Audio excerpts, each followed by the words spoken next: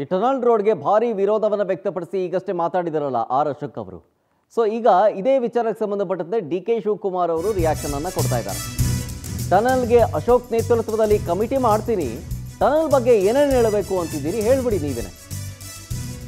R Ashok ಅವರು ಮಾಡಿದ ಸಾಲು ಸಾಲು ಆರೋಪಕ್ಕೆ ಡಿ.ಸಿ.ಎಂ ಡಿ.ಕೆ. ಶಿವಕುಮಾರ್ ಅವರು ಸವಾಲಾಗ್ತಾ ಇದ್ದಾರೆ. ಆಯ್ತು, ಟನಲ್ಗೆ ಅಶೋಕ್ ನೇತೃತ್ವದಲ್ಲೇ ಕಮಿಟಿನ ಮಾಡಿಬಿಡ್ತೀನಿ, ಟನಲ್ ಬಗ್ಗೆ ಏನೇನು ಹೇಳಬೇಕು ಅಂತಿದ್ದೀರಿ ಹೇಳಿ, ಹೀಗಂತ ಸವಾಲಾಗ್ತಾ ಇರೋದು ಡಿ.ಕೆ. ಶಿವಕುಮಾರ್.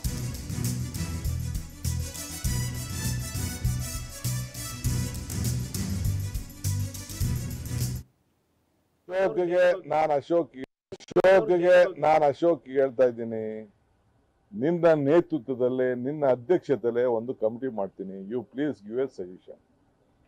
ಯಾರು ಬೇಕು ಮೆಂಬರು, ನೀವೇ ಯಾವ ಟೆಕ್ನಿಕಲ್ ಪೀಪಲ್ಲು ಹೇಳ್ತೀರಾ ಹೇಳಿ, ಆ ಟೆಕ್ನಿಕಲ್ ಪೀಪಲ್ಲೇ ಹಾಕೋಣ. You give a solution. I want solution.